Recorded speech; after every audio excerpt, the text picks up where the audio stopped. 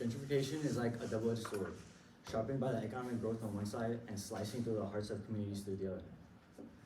Many people have had to move before, whether it was to move to a better place or somewhere more affordable. As a student majoring in real estate, I'm fascinated on the economic growth in communities. Also, I've done personal research and I've witnessed personal effects of gentrification happening in my neighborhood. Gentrification can be a good or bad thing depending on how it affects you.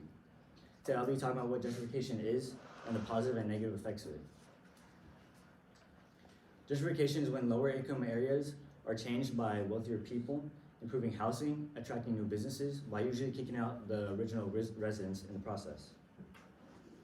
According to Loretta Lees, a professor at Boston University, author, and social activist, the term gentrification was first introduced in London around the 1960s, where the working class was invaded by the upper and middle class. The term gentrification was first coined by a British sociologist named Ruth Glass in 1964. Stated in a 2015 article on global gentrification has been attracting lots of attention in the academic fields, including geography, sociology, urban studies, and economics.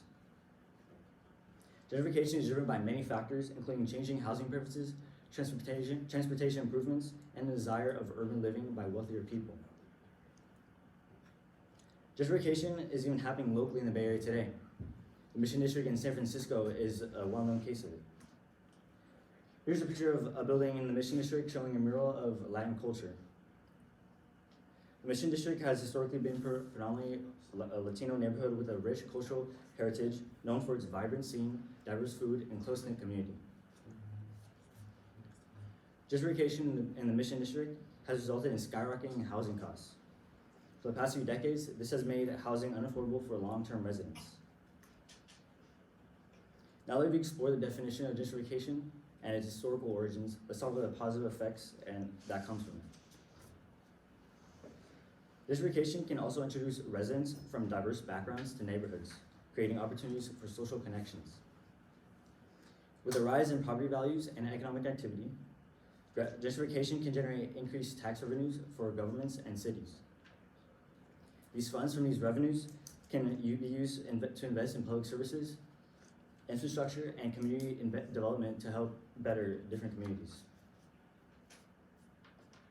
An example of positive gentrification is a house that was built across my street not too long ago. After it was built, the value of all the surrounding houses, including mine, went up.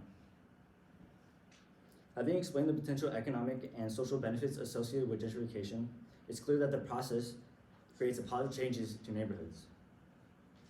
However, it's important to consider that these aspects can have negative drawbacks. One of the major criticisms of gentrification is the abandonment of longtime residents and a decline in housing affordability. According to Lindsay Regili, an associate professor of history at Miami University and an author, gentrification can often lead to displacement of long-term residents, mainly those from marginalized communities, as property values rise and affordability decreases. This can result in loss of community cohesion, cultural identity, and increased inequality. Here's a picture of a neighborhood where new apartments are being built surrounding the older neighborhood, surrounding the neighbor houses and long-term residents. According to Richard Skyfer, a professor of history at State University of New York, temporary housing for the displaced, such as 10 cities like this, have been commonly cited in highly gentrified cities like Seattle and San Francisco.